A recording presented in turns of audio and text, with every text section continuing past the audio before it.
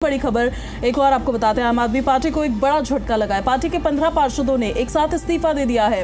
इंद्रप्रस्थ विकास party बनाने की घोषणा इन्होंने की है।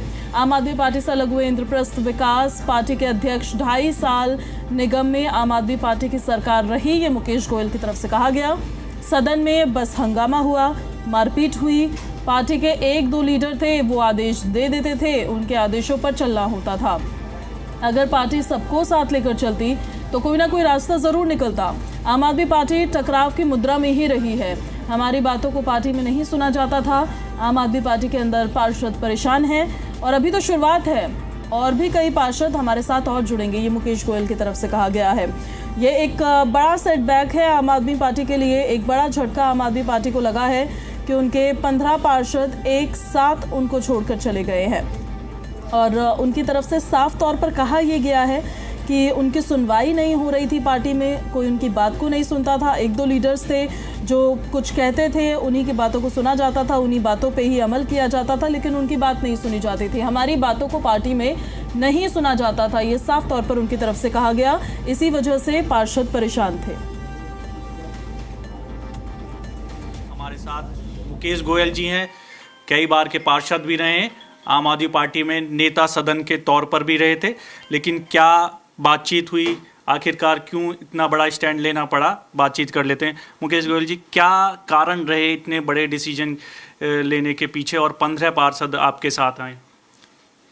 आपको मालूम है कि 2022 में हमने नगर निगम का चुनाव आम आदमी पार्टी के टिकट पर लड़ा था। 2.5 साल नगर निगम के अंदर आम आदमी पार्टी की सरकार रही, लेकिन 2.5 साल में जो वातावरण बनाया गया, कभी भी सदन की बैठक नहीं चली, हमेशा हंगामा हुआ। मैं 28 साल से निगम पार्षद हूँ, मैंने 26 वर्ष में ऐसा हाल नहीं देखा जैसे पिछले 2 वर्षों में देखा। मार पिटाई, एक दूसरे को हाथापाई, कुर्सियाँ चलना, एक दूसरे पे पानी की बोतलें फेंकना, ऐसा दृश्य था जैसे कि हम किसी लड़ाई के मैदान में हो। इस तरह के हालात पैदा हो गए थे और पार्टी का कोई संज्ञान नहीं था। पार्टी का ऊपर के 1-2 नेता थे, वो केवल आदेश देते थे और उनके आदेश के ऊपर चलना पड़ता था। मतलब आप कह रहे हो कि ऊपर से आदेश आता था, उसी पर चलना है, अपना कोई स्टैंड नहीं था आप लोगों का? आप सीनियर पार्षद थे।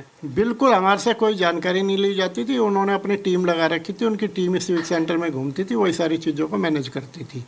और यही वजह है कि यहाँ पे बहुत अनुभवी लोग थे।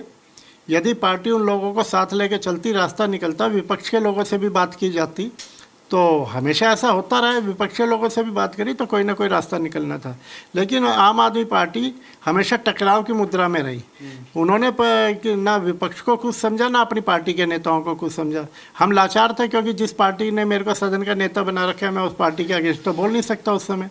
लेकिन मैंने समय समय पर अपनी बात रखी, लेकिन वो हमारी बातों को इग्नोर करते रहे, जिसका नतीजा ये निकला कि MCD के अंदर 1 रुपया भी हमारे को बजट मिलना बंद हो गया। कोई हमारे काम नहीं हुआ। किसी अधिकारियों ने हमारी बात सुननी बंद कर दी, अधिकारियों से भी टकराव ले लिया।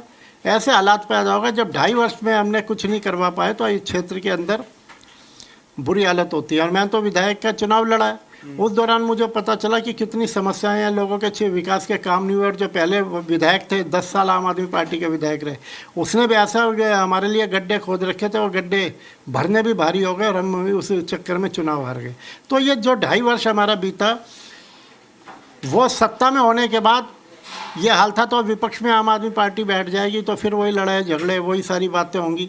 तो इसलिए हमने सबने ये कहा कि हमें विकास करवाना है, सदन की बैठक सही रूप से चले, सुचारू रूप से चले, सदन के अंदर पक्ष और विपक्ष अपनी बात को रखे, उसके अंदर जब बातें होंगी तो उसके अंदर कोई निष्कर्ष भी निकलेगा। और जब वो निष्कर्ष पे किसी पे पहुंचेंगे तो निश्चित तौर पे उसके ऊपर कार्रवाई भी होगी और अधिकारियों पे भी दबाव बनेगा।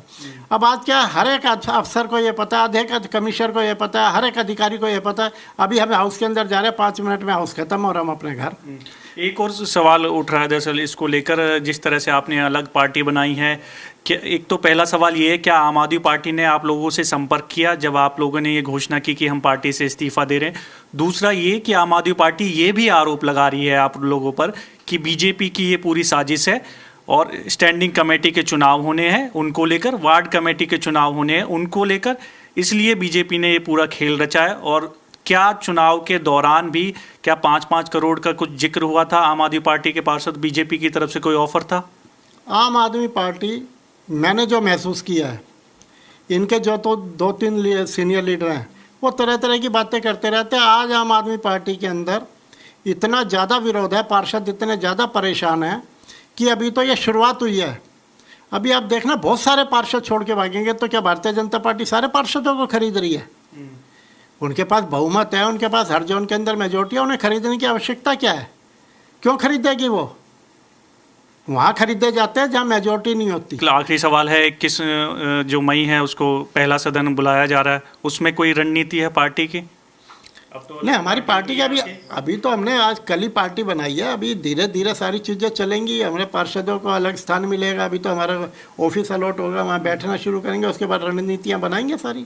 चलिए, बहुत बहुत शुक्रिया बातचीत के लिए।